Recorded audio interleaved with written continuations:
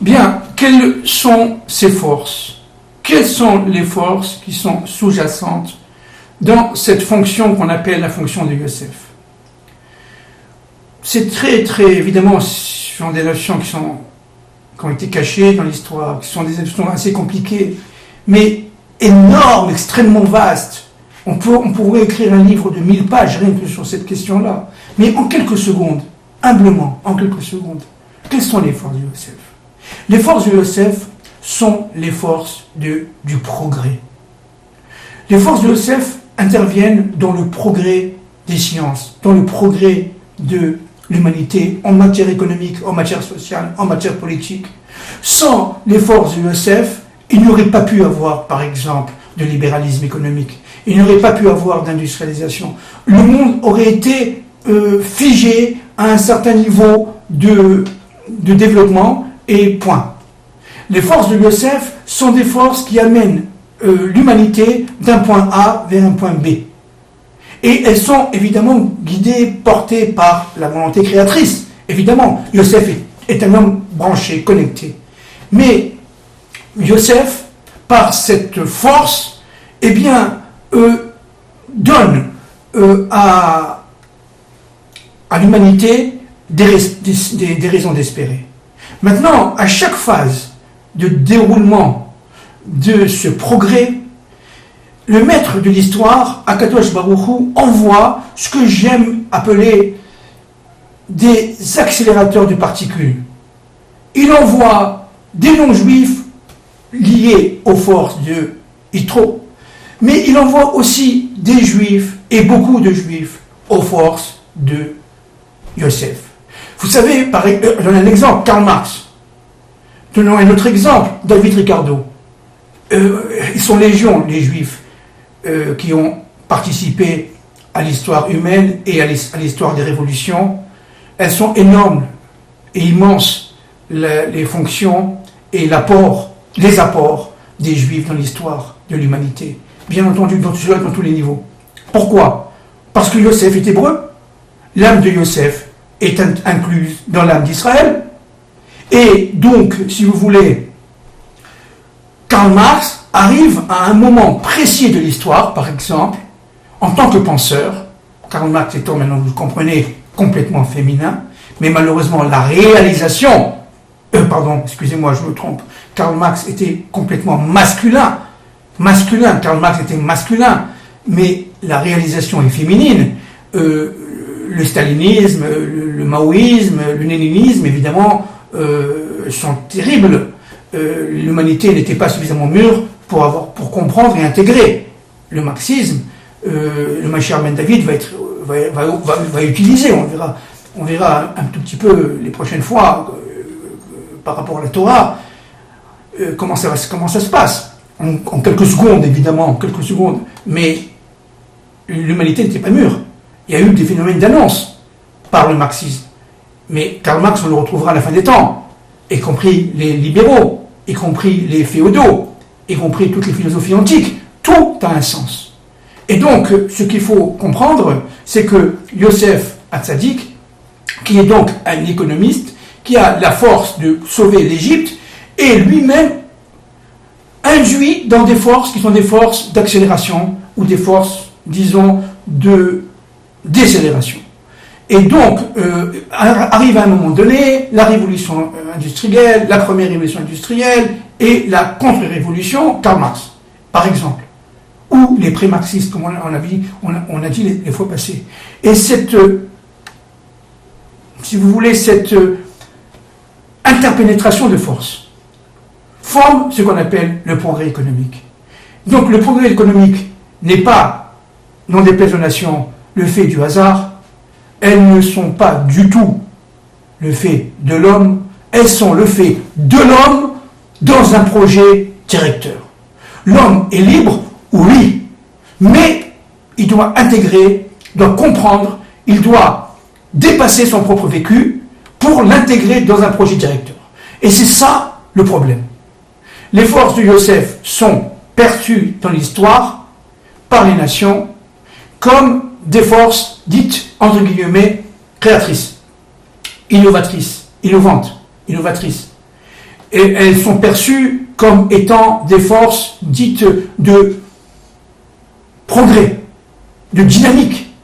Mais elles ne sont pas perçues comme des forces sources, des forces qui participent dans la méta-histoire, dans cette histoire qui est secrète, cachée et qui correspond à une volonté. Elles n'ont pas accès, puisque, je répète, elles sont maximum parmi les plus intelligents d'entre eux dans le chiffre 6. C'est le maximum qui puisse arriver. Elles n'ont pas droit au Shabbat. Vous savez que, au niveau halakha, un goy qui fait Shabbat est Chayav Karet. Ça veut dire qu'il est puni de mort. Bon, il faut comprendre ce que ça veut dire, évidemment. C'est pas, on va pas le trancher la gorge, c'est pas ça. Mais il n'a pas de possibilité de comprendre son univers. Parce que, tout simplement, c'est pas sa fonction. La fonction des nations est d'intégrer le vécu événementiel à leur niveau. Et elles ont un rôle fondamental, elles ont un rôle crucial, elles ont un rôle redoutable. Mais c'est un rôle qui est contrôlé, contrôlable et surtout limité. Et Israël et donc ses forces, par Yosef, qui vont accompagner cette dynamique et qui vont l'amener à terme. Et pour cela, je répète, Dieu envoie des juifs dans l'histoire. Il envoie des économistes, des médecins, des ingénieurs, et tout ce que vous voulez. Donc, vous comprenez bien que le couple Israël-Nation est un couple ontologique, essentiel, redoutablement efficace, évolue par la divinité, évidemment, inclus dans le projet d'ensemble. Maintenant, avant de continuer, je voudrais lire à la page 4 ce que j'avais écrit dans ce livre, qui a été écrit il y a quelques années, en 2008 à peu près, par moi-même. Cette dynamique de l'unité se perpétue malgré les apparences contraires dans l'organisation socio-économique et démographique du peuple du retour sous sa terre. C'est-à-dire qu'en fin de compte, les os de Yosef sont certes enterrés en Égypte, en fin de compte enfuis dans le Nil, et sortis par Moshe pour le faire entrer en Eretz Israël. C'est-à-dire qu'en fin de compte, tout le vécu de l'histoire économique, toutes les forces de dynamisation, etc., tout ce qu'on appelle le Shabbat, organisé par Yosef, au niveau du temps, le chiffre 7, eh bien, doivent pénétrer en terre sainte, c'est-à-dire une terre qui va réunir les contraires, c'est-à-dire toute l'histoire, toutes les dynamiques, tous les progrès pour rentrer dans la surnature, c'est-à-dire dans le chiffre 8, dans la brite avec le Kadosh Baruch Hu. Et c'est tout le plan de l'histoire. En quelques secondes, nous avons établi un tout petit couloir pour comprendre le plan énorme, essentiel de la volonté divine. Maintenant, avant de conclure, je voudrais ici continuer à lire.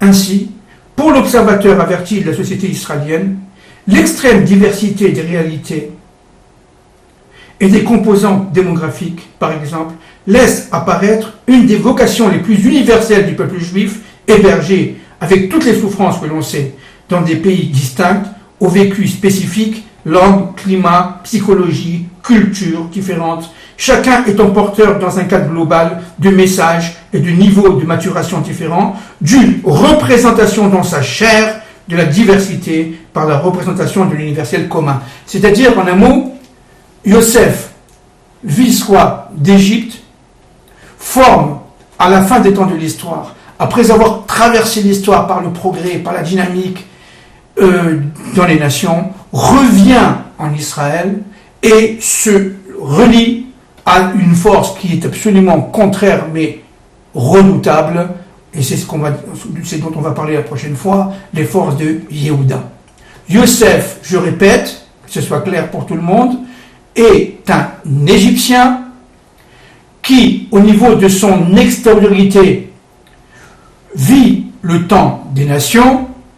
Au niveau de son intériorité, il intègre par une décodification, il décode décodification journalière la volonté divine et il va l'accomplir. Il va l'accomplir quand? À la fin des temps de l'histoire. Le retour d'Israël sur sa terre font partie des forces, des ossements de Yosef qui reviennent à la terre d'Israël. Les ossements de Yosef représentent, en fait de compte, au niveau très simple, et très rapidement, en quelques secondes, représentent toute cette dynamique de l'histoire, tous ces événements de l'histoire qui ont mené l'humanité d'un point à un autre. Et donc, il faut maintenant les réunir, ces ossements, pour pouvoir provoquer le retour d'Israël sur sa terre, c'est-à-dire faire en sorte que le Shabbat du temps, bâtisseur du temps, le Shabbat devient aussi bâtisseur de l'espace, c'est-à-dire l'État d'Israël. Et c'est ça qui est absolument redoutable, et c'est malheureusement ça que les nations ne veulent pas. Je vais m'arrêter là, et la prochaine fois, si Dieu veut, que Dieu nous aide et nous protège, que Dieu vous protège à tous, que Dieu vous donne la santé, nous parlerons du couple Yosef-Yehuda par rapport à la dynamisation du progrès économique et social. Merci beaucoup.